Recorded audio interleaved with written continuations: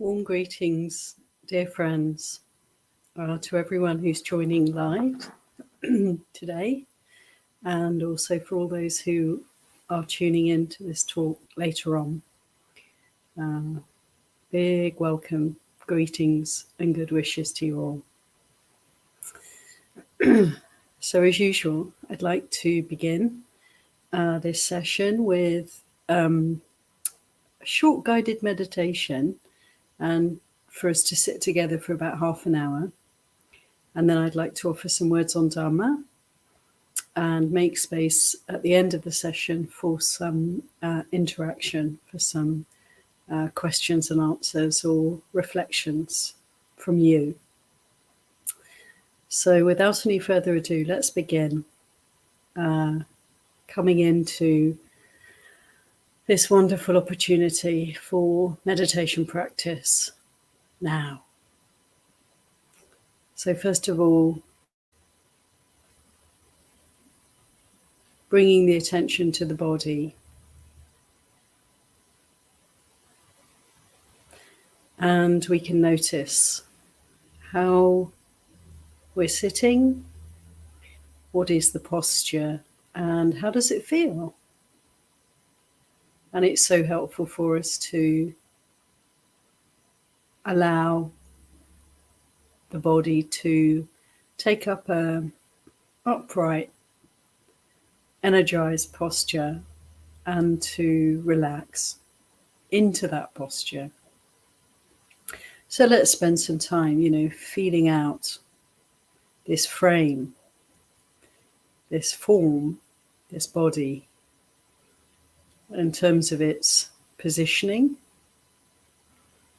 and make any adjustments that you need to make to cushions and mats and chairs to be comfortable and to be upright. So here we are.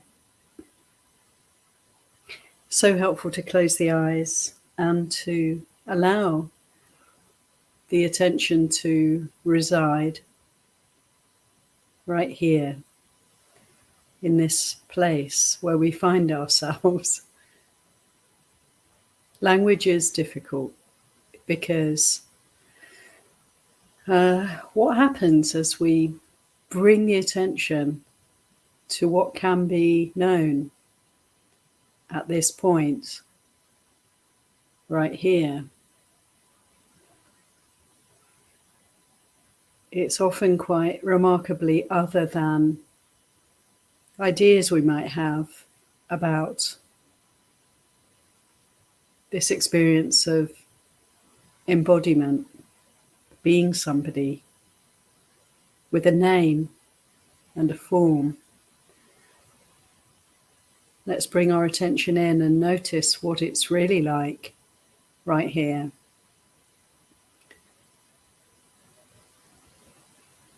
We start to open up to the feelings, sensations, tingling nerve endings, sense of being inside something or being part of something. Or as we dive a bit deeper into the reality of what can be known,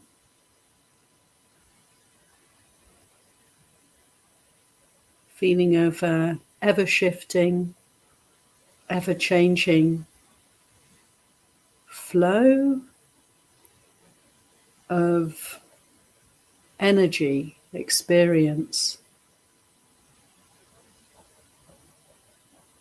So we can start to, notice what can be experienced right here. What's happening? Feeling out the sensations, the feelings of the body. There may be a sense of kind of shape with edges that are very alive and very sensitive. The skin, the envelope, the covering of this body We may feel the air at this edge. We may feel the touch of clothing or coverings.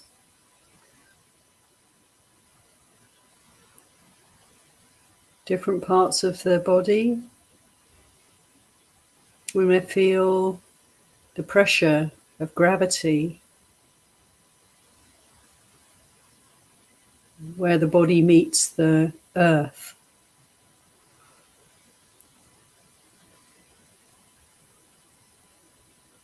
We may be aware of areas where there's strong feeling. Could be discomfort, what we call aches or pains, and what, as we investigate in our meditation, can be described maybe as strong, obvious, intense feelings coming and going.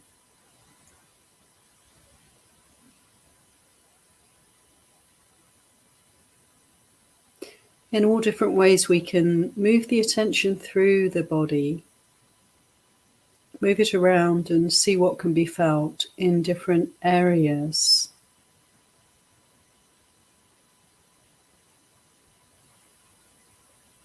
Scanning the body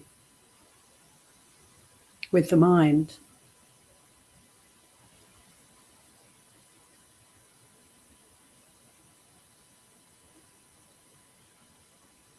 And we can notice the breath that's also permeating the body, and where we can feel the flow of the breath or the energy of the breath as it enters the body, this vitality.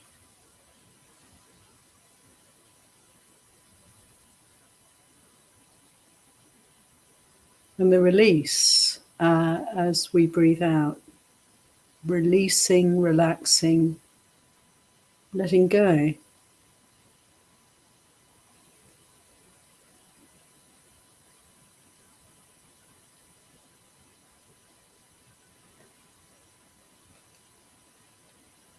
So this is our time to develop the awareness of what can be experienced right now. What is the dhamma we can experience at this time?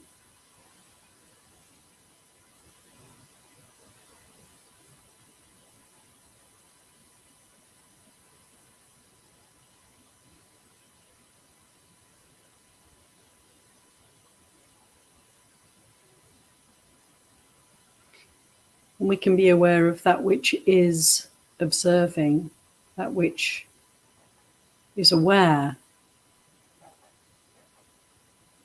the mind that is awake, witnessing.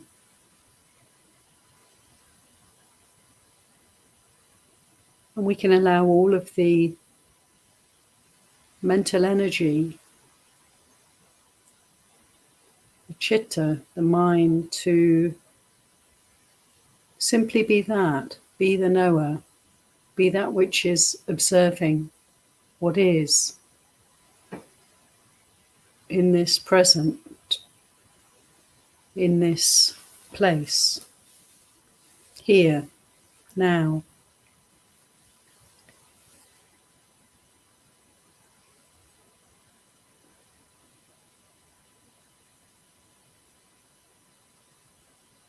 This incredible quality we have, this ability to observe mind with mind.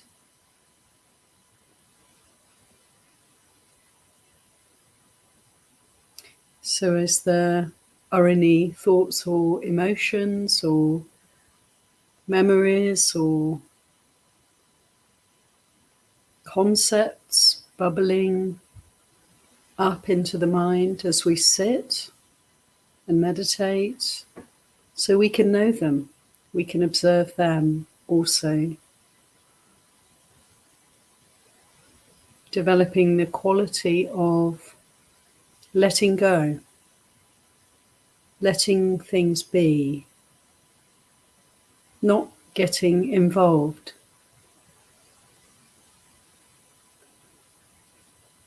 remaining present, using the body as an anchor for our awareness. And so we can investigate all the dhammas as they arise and pass. Mind knowing body, mind investigating mind. So let's sit quietly together for another 20 minutes or so. I'll ring the gong at the end of this meditation session.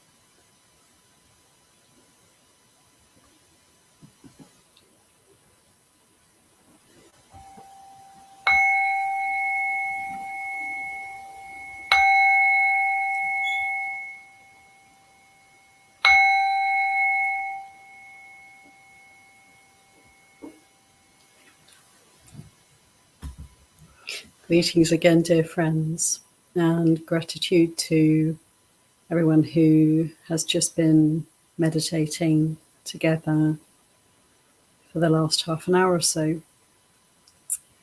I'd like to offer some words on Dharma now, and before I start to speak, I'd like to pay respects to the Buddha, Dhamma, and Sangha. Namo tassa bhagavato arahato samma sambuddhassa. Namo tassa bhagavato arahato samma sambuddhassa. Namo tassa bhagavato arahato samma sambuddhassa.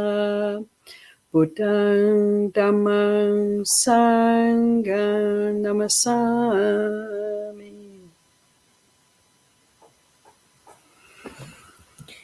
So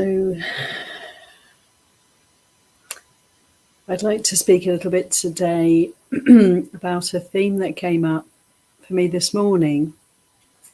I went on an arms round with one of my sisters here at Dhammadharani, and we were speaking about how to work with reactivity. And it's a very interesting and fruitful conversation as we were standing with our alms bowls out in the local shopping plaza. And we were relating around events that have happened for us where we had the experience of noticing reactivity within and also reactivity in others.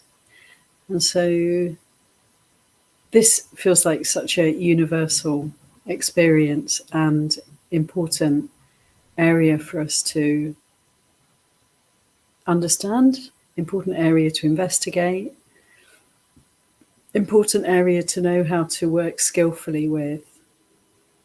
How to work skillfully with reactivity.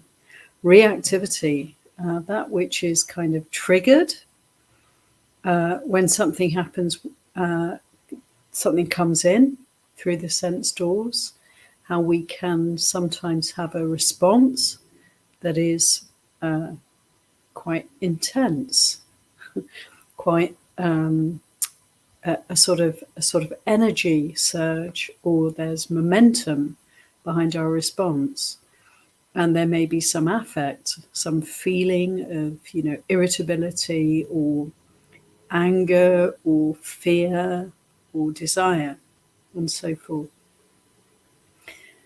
And we can feel, can't we, if we're triggered, if we have some kind of reactivity to what's happening, what we perceive around us, we can be very aware of that, especially if we practice meditation. We can have this kind of body awareness that's developing over time, and we can really appreciate when there's tension arising or heat, some kind of reaction. And also in others, we can perceive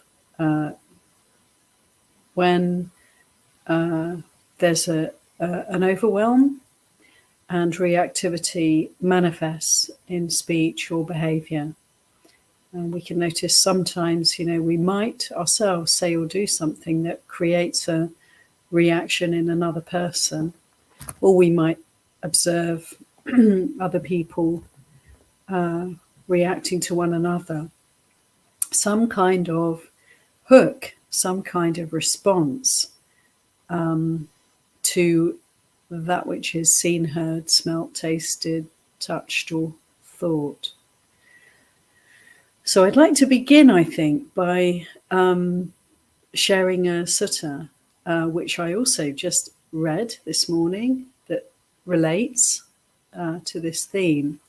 I really love how whatever's happening for me in my day, in my practice, in my life, every time I pick up the teachings of the Buddha, there's relevance. There's something immediately significant and helpful in these teachings. This to me is quite remarkable. And there's always, it doesn't matter really. I work my way through the Pali Canon again and again. And so I'm not choosing often, what suttas to read. It's just the next one along. And this is really, for me, a very good exercise because it gives the opportunity to see the relevance. Always relevant, these teachings, to any and every situation. So how beautiful is that? So I read this sutta this morning, and I'd like to read it to you now to begin this conversation about working with these human hearts that are so sensitive, and until they're free from all defilements, are prone to reactivity, to heat, to kind of, rather than allowing the flow of dhammas, to actually hooking onto some aspect of the world around us and making making a bit of trouble with it, having a bit of an argument with it. So this sutta is in Samyutta Nikaya, and it's number 35, chapter 35, and it's sutta number 94, and it's called Adantagutta Sutta. Adanta means, Danta is tamed. So Adanta, untamed. Agutta, gutta is guarded, protected. Agutta, unguarded. So the name of this sutta is the untamed, the unguarded teaching. So the Buddha at Savatthi, speaking to the monks, he speaks about the six senses, the six fields of contact: seeing, hearing, smelling, tasting, touching, and thinking. And he says, when these six fields of contact are not tamed, they're not guarded, they're not protected, they're not restrained, then they bring suffering, they bring dukkha. And he explains what the six senses are, these six fields of contact. And then he goes on to say, when these six senses, these six ways in which we take in the world, when they are guarded, tamed, protected, and restrained, then happiness arises. So this is yet another concise teaching from the Buddha that really covers all the bases for us. If we practice restraint, we can relax, we can feel safe. There is happiness in that. And when we are reactive, when we're not able to kind of meet what comes in through the six senses with equanimity, then we suffer. And so what is the guarding, the protecting, the taming, and the restraining of these six senses? Does it mean we want to close our eyes, shut our ears, put plugs in, stop eating and drinking, clamp down on our thinking, turn away from that, keep away from everybody? No, I don't think it means that. What it really means is that we can have a quality of mindfulness whereby we notice that the world comes to us through these six senses, and we can be very watchful. We can be very attentive to the process or processes of seeing, hearing, smelling, tasting, touching, and thinking. We can be kind of on the ball. We can be alert to what's happening. And when we have this quality of mindfulness, we are restrained because we're not going to allow any kind of aspect of getting caught up in the experiences that we're having. If we're mindful, if we're aware, if we're present, then we are in the present. And the present is, of course, constantly changing. And these inputs through the sense doors are constantly changing. And we can kind of keep up with that, can't we? Instead of getting caught up in the past, in something that happens, holding on to it and making much of it, we can flow with reality. And that aspect of letting go, non-stickiness, allowing things to move naturally through. In this sutta, the Buddha goes on to give some beautiful verses, and I'd like to read the translation of these verses to you. The Holy One, the teacher, went on to say, "Friends, it's just the six fields of contact that lead the unrestrained to suffering. Those who understand how to restrain them, how to restrain the six senses, they live with faith as partner, uncorrupted.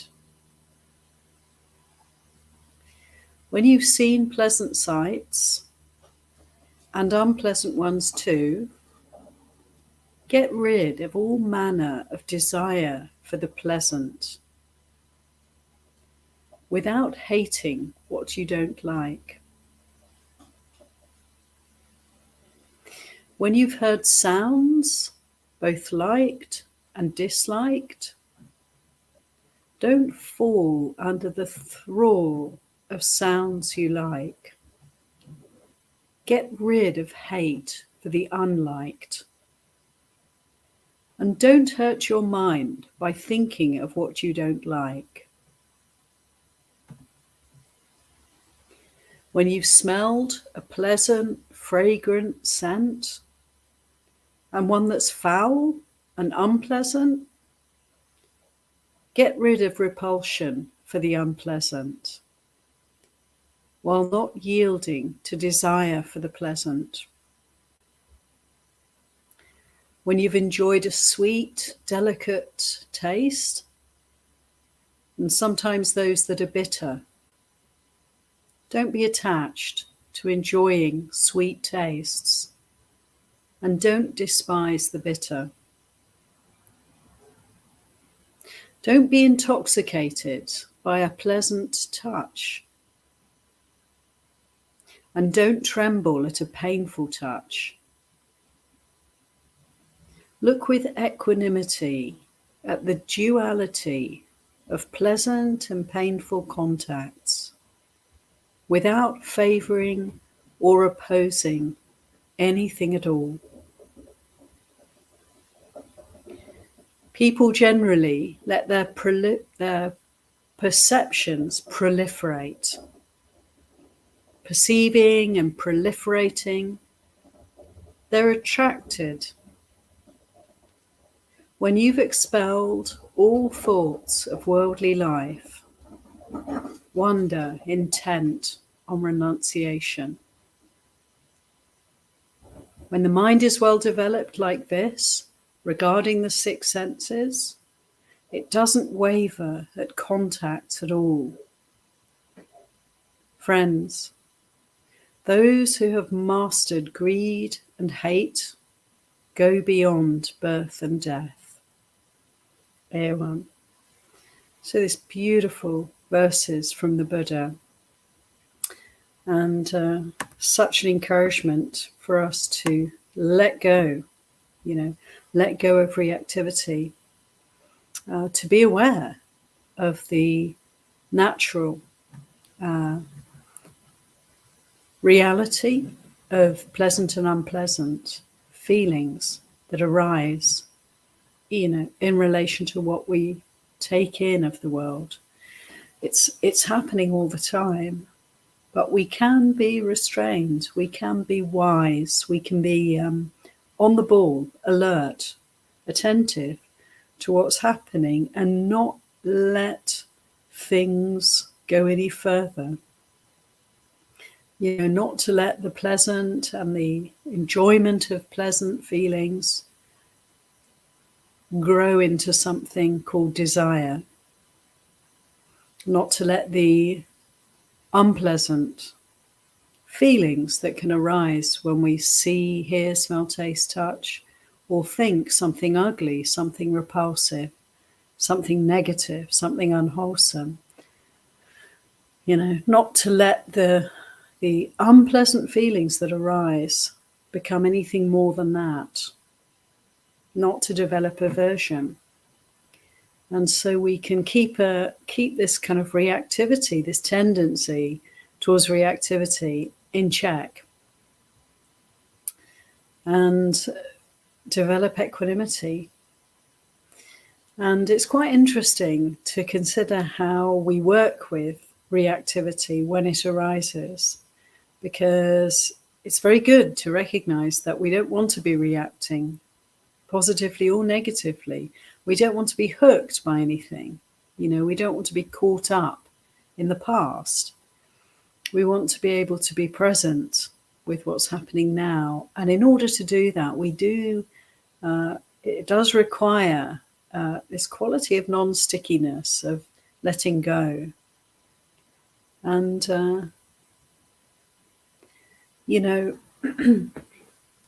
know how to practice. We know what's good and what's unfortunate. Reactivity is something, yes, to be avoided, but what happens when it arises? What happens when we get hooked?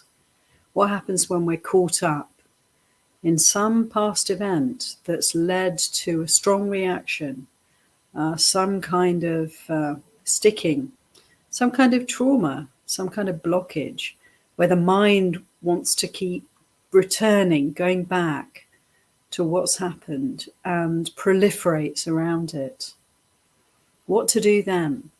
And this happens for all of us until we're free from all desire and aversion.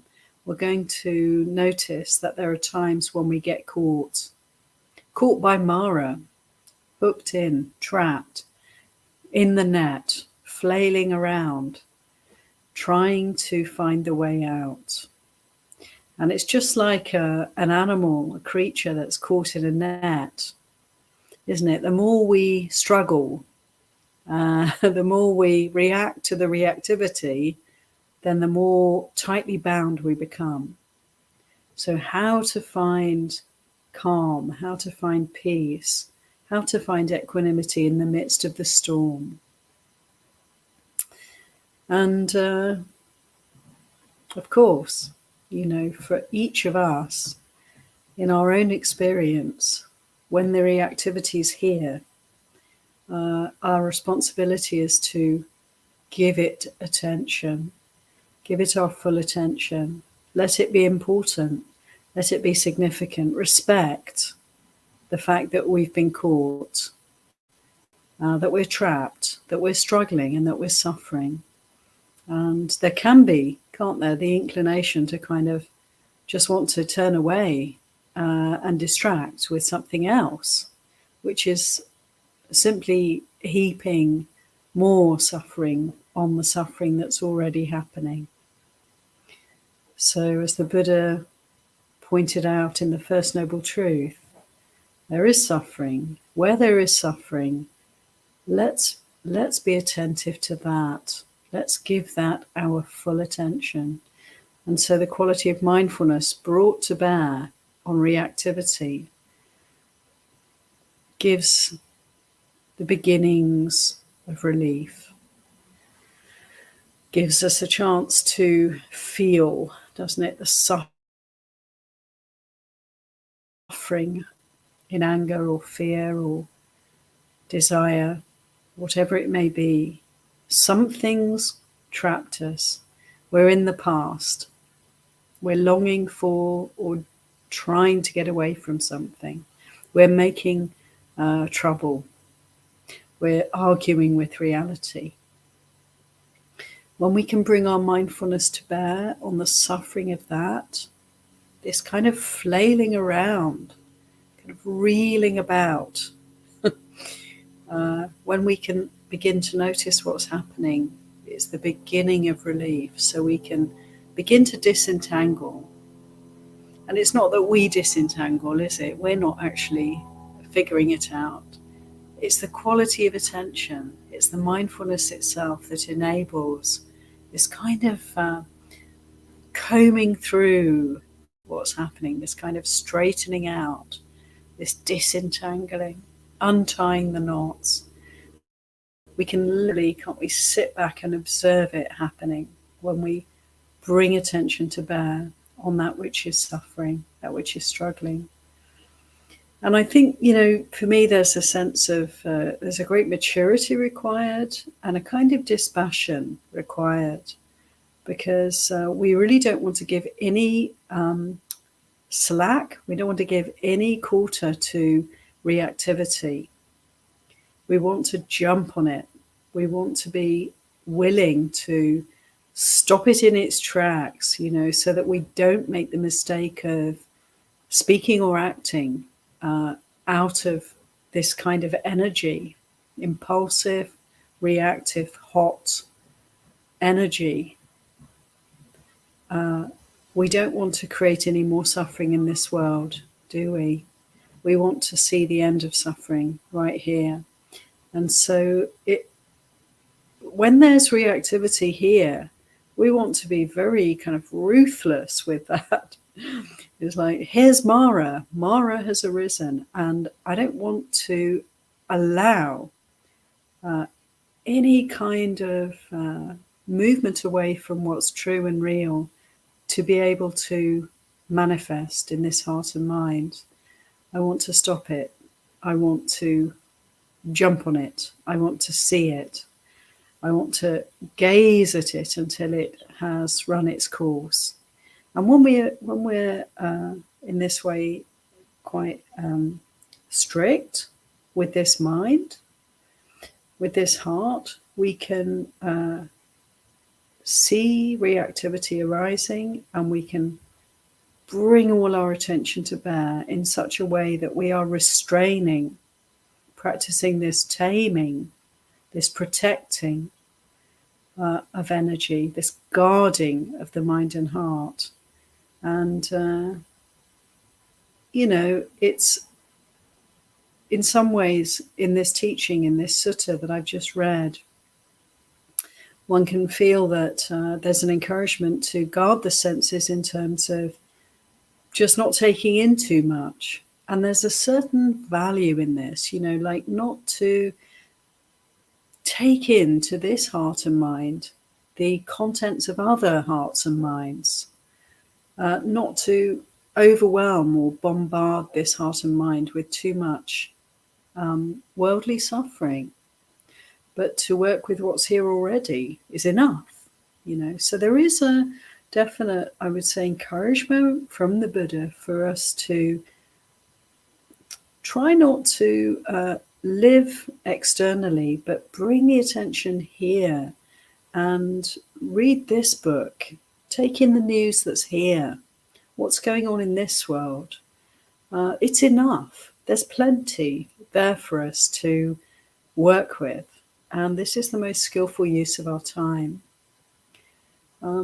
There's also an encouragement, I would say, to not only restrain and be mindful of the amount of input that we're receiving from the world, and to guard the sense doors, but also whatever has been received, we want to guard the mind, the heart and the mind that's receiving these inputs, to really notice what's the impact of this sight, this sound, this thought, to be very present for that. And so in this way, yes, we can notice reactivity as it arises, and we can nip it in the bud. We can jump on it. We can attend to it kindly. Mindfulness is so kind, isn't it? Mindfulness, awareness is so generous, kind, loving. It's so good. Just the willingness to pay attention is the greatest kindness that we can do for this heart and mind. So the quality of mindfulness is what enables the taming, the guarding, the protecting, and the restraining of the senses, of the reactivity, and enables us to be at peace with the world, have a quality of equanimity that grows with practice, where we're able to stay cool, calm and collected here. What a gift. What a gift to this one. What a gift to the world.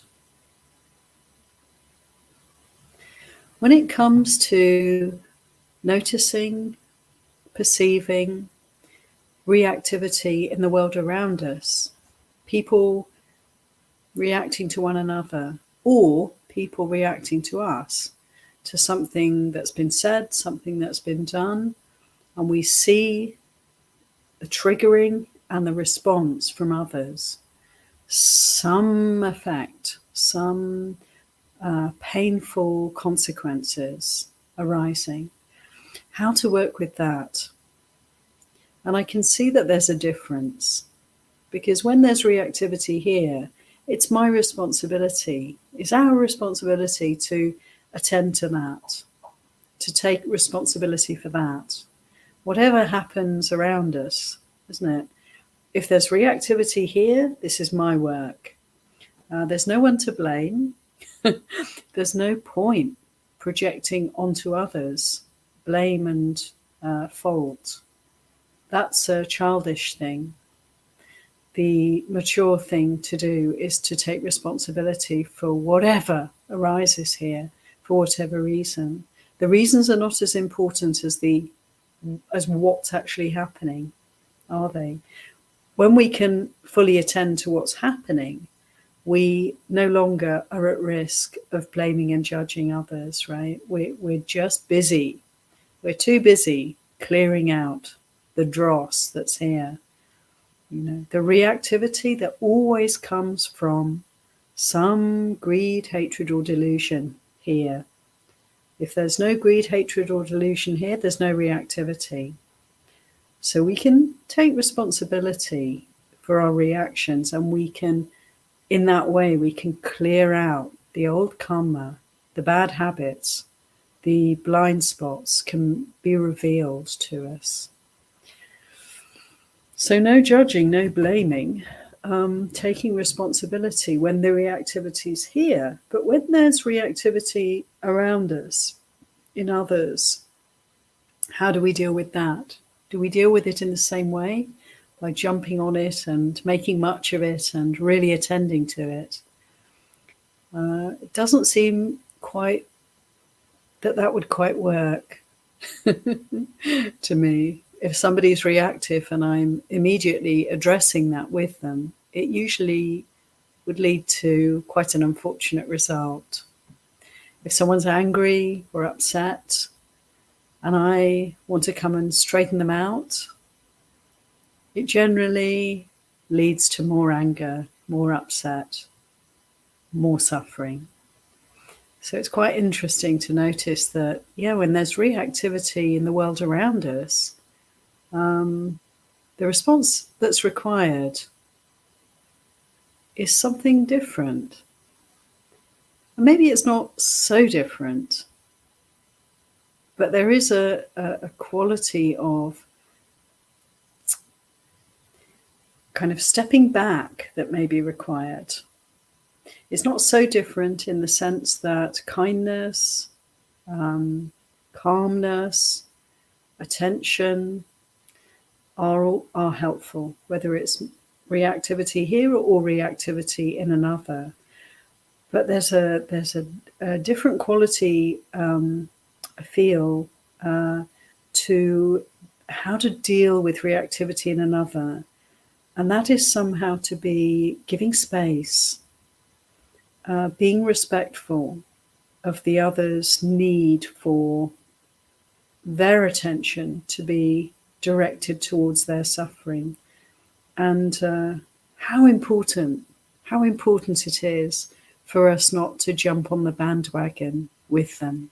How important it is for us to be dispassionate, to be able to let go of any kind of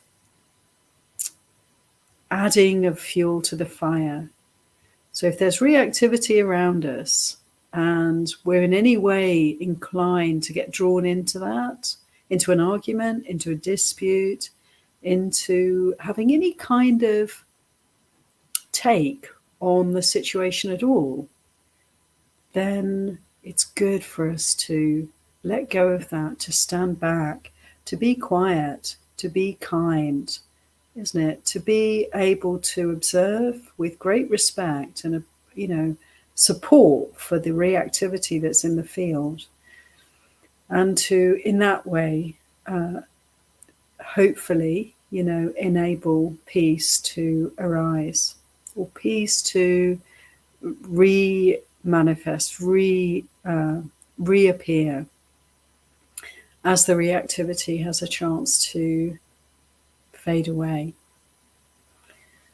So it can be quite tough sometimes if someone's angry with us, if someone's upset with us. It could be something we've said or done, it could be something completely unrelated, but if there's that energy of reactivity around us, it can be quite challenging, can't it, to not get involved, either for good or for ill. Not to argue, not to dispute, not to add to any kind of heat in a situation, but also even not to try and make it right, not to try and help in a way, because anything we do is liable to possibly be misconstrued, possibly add to the kind of pressure of the intensity of the situation for the other. How to be cool, for us to be able to not get involved, to be able to not turn away either, like to be present but without bringing our reactivity in any way whatsoever. Leave our perceptions alone. Leave our thoughts alone. Be still. Be quiet. Be kind. And it can be really sometimes very challenging and a really good practice. For instance, if someone gets mad, gets angry, and starts to blame us for something we've done, starts to harangue us, to criticize us, how do we keep cool? How do we relate skillfully to that? And one quality that comes to mind for me that's really significant and quite radical in a way is that quality of refraining from defending oneself. Because if we're really kindly, attentively wishing ourselves and the others around us well, then we can recognize that whenever we try to provide any kind of a defense, justification, or to excuse ourselves from the blame, it tends to add more difficulty for the other. If we're being blamed and criticized, the kindest, the noblest, the most peaceful thing that we can offer is to offer our peace, offer our non-reactivity. No need to defend. There's nothing to defend. There's no need to justify. There's nothing to justify. There's just suffering and the end of suffering. And we can choose to suffer if we get involved, or we can choose to end the suffering if we're willing to just keep letting go. So we can have anger coming at us, judgment, blame, criticism, whether there's any truth or justice in it or not, is almost beside the point. The point is there's energy, reactivity, suffering, and we can work with that. Let go of that. Let go of the heat, let go of the reactivity, and be willing to allow the suffering to stop right here. And this is really powerful and radical and even revolutionary. Peacemaking.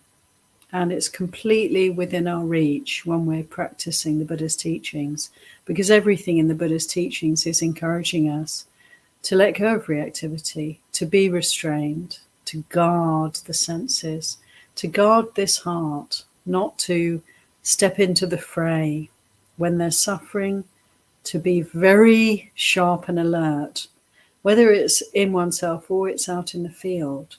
When it's in ourselves, we can be very ruthless, very dispassionate, very quick to work with facing the suffering, being present for it and allowing it to move through. And when it's in others, either in relation to us or observing conflict, dispute, suffering between others, our work is to keep aware of any reactivity that's here, let it go, and offer our peacefulness, our calm, our kindness, our loving kindness into the field. And so we can be bringers of peace. We can be peacemakers. And we can let go of anything that's not offering this kind of coolness and calmness in the world. Let go of judgment. Let go of blame. Let go of any need to defend or justify. What is there to defend or justify? And so I offer these words for you to reflect upon, and hope they may be helpful in our lives. Sadhu, sadhu. So we have 20 minutes or so to see if there's any comments, questions, reflections. Thank you, everybody, for your participation in the chat, and all those who are simply present with your wise attention.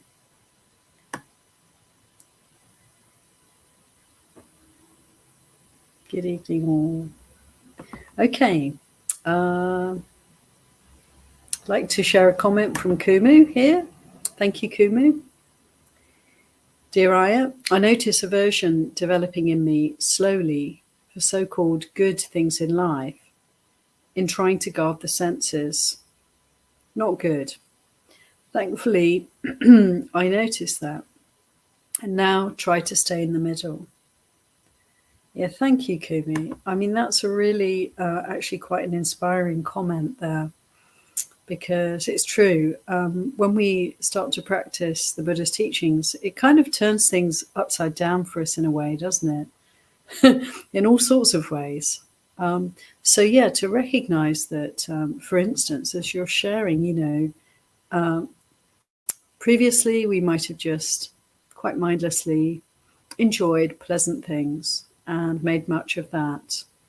And then we start practicing and recognizing that pleasant feeling is something that has the quality of hooking the mind, of bringing us into the field of desire, wanting. We have this very natural inclination to want more of what's pleasant. And this is natural, but it's also, if it's unchecked, if we're unaware of it, we can get caught up in this kind of struggle with reality, where we start to want things that are not actually present. How ludicrous, how crazy. We do that because we remember some past pleasant sensation, and then we're yearning for the object or the thought or the feeling again. And so, yeah, we can develop a kind of wariness around the pleasant. We notice, as the Buddha told us, the gratification of pleasant feelings, pleasant experiences. There's the gratification we can enjoy, but there's also the danger that we get hooked and we start wanting more and we lose the balance of our minds. And then, as you say, Kumu, there can be a danger that we just want to turn away from all of it and kind of become a little bit averse. Aversion being, just the other side of the coin, the other side of wanting, desire. So we notice one tendency, the tendency to move towards things, and we can turn into the other tendency, the tendency to want to get away from things. And our whole work, in a way, is noticing this push and pull, isn't it? And yeah, Kumu, coming to the middle, not getting caught up in either wanting or not wanting. And it really is just as in this beautiful sutta, I want to read you a little bit of it again that relates to what Kumu shared with us. Here we are. Don't be intoxicated by the pleasant, and don't tremble at the painful. Look with equanimity at the duality of pleasant and painful contacts, without favoring or opposing anything. And really that's just the crux of the matter, isn't it? Not to favor or to oppose anything. It reminds me of the verses of the 6th Zen patriarch that begin with one who allows liking and disliking to arise in the mind, has created heaven and hell right there. So we are the creators of our world, aren't we? We're operating from past karma. We have habits, we have patterns of thinking and being that are imbued with this kind of reactivity, wanting more of this, wanting less of that, moving towards this, wanting to get away from that.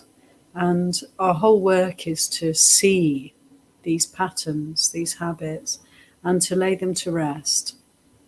So to see where there's liking, to see where there's disliking, and not to allow them to develop into favoring or opposing anything whatsoever. As soon as we favor or oppose, we create heaven and hell right there. We're creating the world as we go along. But when we cease favoring and opposing, when we're mindful of liking and disliking, and we allow these energies to be seen, to be witnessed, and so to not trap us, not hook us, not create reactivity in the mind, in the heart, then we can undo all the conditioning, all the past conditioning can be undone, and we can move towards freedom. There's this movement towards peace, towards liberation of the heart from all suffering. This is the direction that we want to go in. And it really is the middle way, as you say, Kumu, to notice liking and also to notice disliking, and not to have anything to do with either, not to allow the heart to incline this way or that, but to stay just in the middle. Beautiful. And how wonderful to see that and to be practicing in this way, practicing the middle way. Sadhu. Thank you, Kumu. Okay. We've got a question here from Manal. Thank you, Manal. I'm sorry if I'm not pronouncing your name properly. Dear Ayya, it's noticed the sheer privilege of being born a human in this life. Sometimes there's a quality of comfort and predictability experienced. The response feels good. Recently, I realized that these fruits are from merit earned from many past lives, perhaps, so that the mind understands to continue moving forward and make greater progress. Would this be a correct thought? Thank you very much, Manal. I'm sure it's a correct thought for you, because it's maybe an understanding of the situation here. To have a human life, yes, we're told, we can appreciate, is such a blessing. It's so precious for us. It's interesting that all the Buddhas from the past and all the Buddhas who will be in the future are born as the last life of the Bodhisattva, the opportunity to fully understand and become a Buddha. It happens in a human life. Now, why would all the Buddhas be human beings?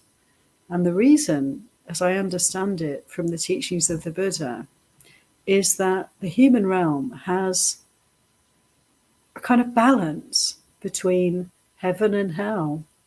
It's a balance, our human predicament, our human situation. We have a balance here between pleasant and unpleasant. It's a fairly even balance. We're poised at the kind of interface, this plane of existence and the animal realm.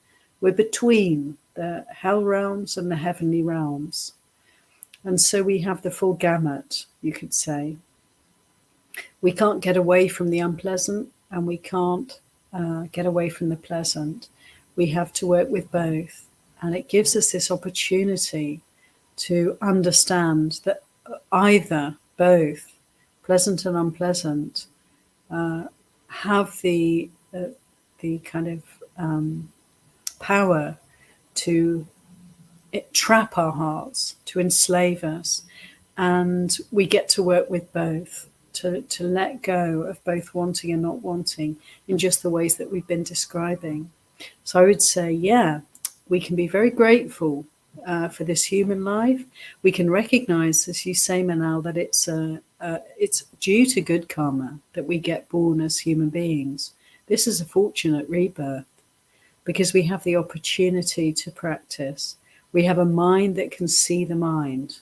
We have the opportunity to investigate dhamma with this mind. It's limited, but it's capable of full liberation. It's capable of complete understanding and letting go of all greed, hatred, and delusion. We have this potential. We have this capacity. It is remarkable. It is wonderful. And yes, even as we have the good karma to be born as a human being, we can be even more grateful if we have an interest in kind of working our way out of this situation of spiritual practice. If we have the opportunity to come in contact with the teachings of the Buddha, even more blessed, even more good karma. And if we have any kind of understanding of the teachings of the Buddha, better still. And if we're able to put that understanding into practice and practice for liberation, how amazing is that? And the fact that you have all of these, this good karma, then one can be extremely grateful. And the sense of kind of making the most of the opportunity is something to really bring into the mind, into the heart. This is our time. This is our chance. Time is limited. Life is short. But we have this opportunity now to practice for liberation. We have a human mind that can understand Dhamma. We have the teachings of the Buddha. We understand them to some extent, and we are putting them into practice. Awesome. And so in this way, Manal, I agree with you that we're inevitably moving from a good situation towards an even better situation. And we can acknowledge that and be aware of that and allow that and encourage that and just keep boosting that process of moving from what's very bright already to that which is even brighter, moving towards greater freedom, moving towards greater happiness, moving towards Nibbana. Thank you, Manal. Okay. A question here from Japelsen. Thanks, Japelsen. Question: is extending kindness also then reactivity to the situation? I'm surrounded by skeptical people, and my kind actions are often misconstrued, and it hurts. Thank you, Ayya. Yeah, I thank you for that, Japelsen. It's a really good point, and I just touched on it a little bit, I think, earlier, but it's so interesting how true it is that, clearly, if there's reactivity in the field, here or around or both, and there's any kind of negative emotion running through the situation, anger or distress or fear, it's obvious that we don't want to add to that. We want to pacify, we want to step back from, we want to offer loving kindness towards any unwholesome, painful, afflictive emotions. But it's a more subtle and not so obvious point that if we are coming into a situation that's maybe a bit hostile or there's some negativity in the field, and we try to bring in, to add in positive energy, we want to bring loving kindness to bear, to intervene in some way to try to help the situation out of goodness, out of generosity, with a kind heart, then sometimes we don't get a good result. And that can be extremely disappointing. And so it's a subtle point that sometimes we can appreciate that to protect the senses, to guard the mind, to restrain, is to actually even be willing to let go of the inclination to want to improve a situation, to help, to put things right, to bring anything in at all. Sometimes we can really recognize that there's a need to protect the heart by even refraining from that, and to really sort of to really be letting go of any kind of involvement in the situation can often be the most helpful response. So it's really interesting, and I've absolutely experienced what you're talking about myself, where I've felt, well, I can offer loving kindness and be really super kind to people in this situation, and that has created more agitation and more negativity, more reactivity sometimes. So this is how we learn, through getting hurt, through noticing the kind of tragic reality that sometimes our best of intentions can lead to more suffering. It's not at all what we intend, but it can nevertheless look that way when people react unfavorably to our kindness. and our good intentions. And it's just a great learning, isn't it, to maybe move more towards equanimity, which is the kind of ultimate divine abiding, peaceful dwelling place, to move more towards equanimity sometimes, rather than the slightly more shaky ground of loving kindness or compassion, which are responses to that which is happening around us. Always valuable, always good, but sometimes equanimity has a more peaceful, calming quality than even bringing in loving kindness and compassion to a situation. It's very interesting. It's a very subtle point, but let's be careful not to bombard others. Let's be careful not to create negativity in others with our good intentions, with our kindness, with our love and care, where they're not welcome, where there's just not the space for them, where there's so much pain and suffering that even the cool energy coming in of loving kindness can be too much for the other. Sometimes that's just how it is. And we also have to protect our own hearts. So rather than extending towards a field of negativity, it can be kind for this one and harmless for this one, to actually pay attention to protection, to guarding, and to restraining. Sometimes that's the very best we can offer in the way of offering peace into the field. So yeah, I really chime in with what you're saying there, Japosin, and hope that that's a helpful response to Adu.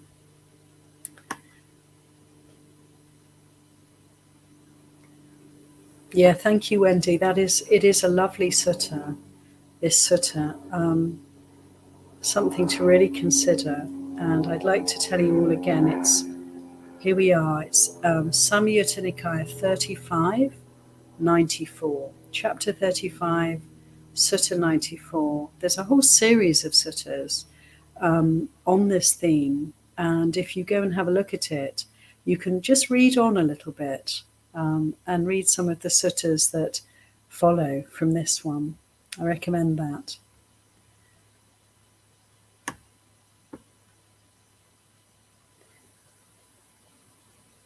Oh, that's lovely.